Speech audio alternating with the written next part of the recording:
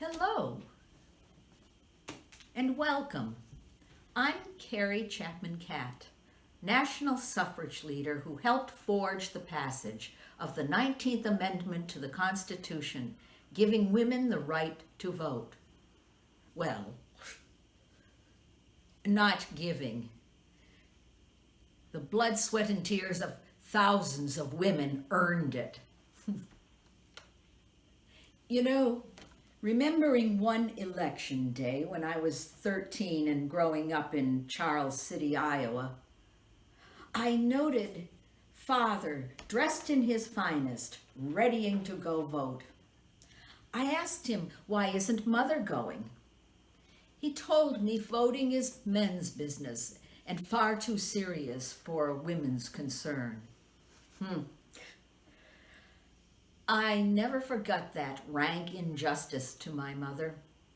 It was fate, not a career, that took me in charge.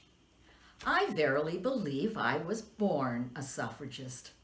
The struggle to amend the Constitution became my pursuit. Well, it had been 72 years the battle for women's privilege to vote had been waged.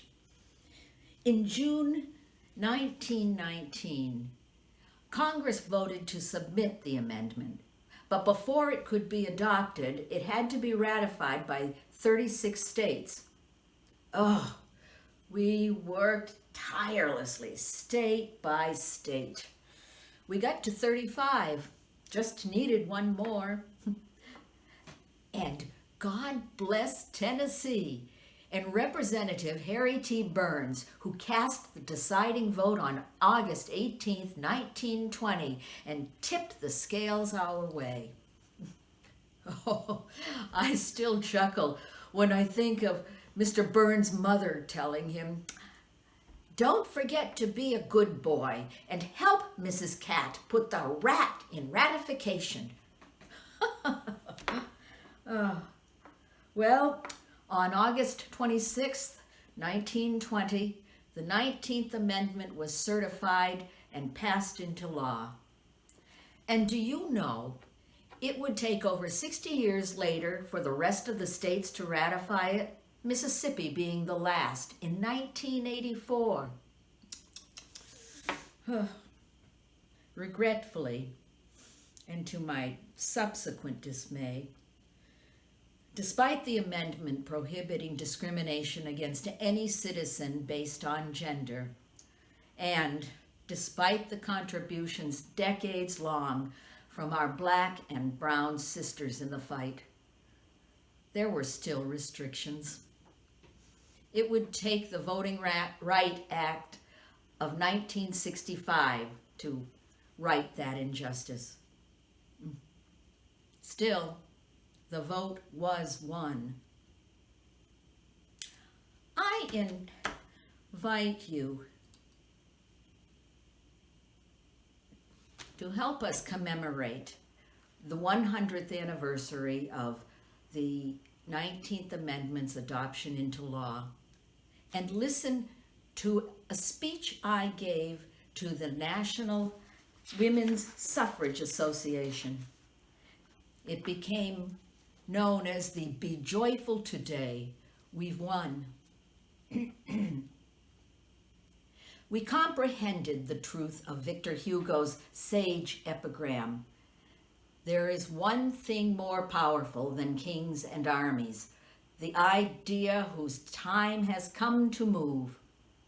We knew that the time for our idea was here. There is no earthly power that can do more than delay by a trifle the final enfranchisement of women. Suffragists were never dismayed when they were a tiny group and all the world against them. What care they now, when all the world is with them? March on, suffragists. The victory is yours. The trail has been long and winding. The struggle has been tedious and wearying. You made sacrifices and received many hard knocks. Be joyful today. The world knew that it was due, that it was inevitable. Let us celebrate. I beg you to celebrate the occasion with some form of joyous demonstration in your own home state.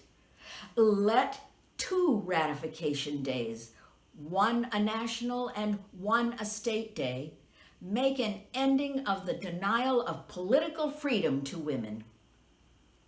Perhaps the months have seemed long and the progress slow since June 4th, 1919, when Congress submitted the amendment. But the point to emphasize today is that all obstacles were overcome. There have been many inspiring incidents of pluck, daring, and clever moves on the part of suffragists to speed the campaign. And there have been many incidents of courage, nobility of purpose, and proud scorn of the pettiness of political enemies on the part of governors, legislators, and men. On the other hand, there have been tricks, chicanery, and misrepresentation. But let us forget them all. Those are only the symptoms of the feeling of those who have lost a cause. Victors can afford to be generous. We should be glad and grateful today, but more, we should be proud that the years of our organized endeavor have been clean, constructive, conscientious. Our army never resorted to lies, innuendos, misrepresentation. It never called its enemies names. It never accused its opponents of being free lovers, pro-German, and Bolsheviki. It marched forward, even when the forces were most disorganized by disaster. It always met argument with argument, honest doubt with proof of error. It has never failed to send its representatives to plead our case before every constitutional convention, although they went, knowing that the prejudice they would meet was impregnable, and the response, ridicule and condemnation. Ours has been a movement with a soul, a dauntless, unconquerable soul, ever leading on. Women came, served, and passed on. But others came to take their places, while the same great soul was ever marching on through hundreds, nay, 1,000 years. A soul, immortal, directing, leading the women crusade for the liberation of the mothers of the race. That soul is here today. And who shall say that all the hosts of the millions of women who have toiled and hoped and met delay are not here today and joining in the rejoicing that their cause at last has won its triumph? Oh, how I do pity those who have felt none of the grip of the oneness of women, struggling, serving, suffering, sacrificing for the righteousness of women's emancipation. Women, be glad today. Let your voices ring out the gladness in your hearts. Let the joy be unconfined, and let it speak clearly, that its echo will be heard around the world and find its way into the soul of every woman of any and every race and nationality who is yearning for opportunity and liberty, still denied her sex. So, I say to you now, the vote is a power. It's a weapon of offense and defense, a prayer. Understand what it means and what it can do for your country. Use it intelligently, conscientiously, prayerfully. Aim higher than your own self-interest and serve the common good. The vote is one.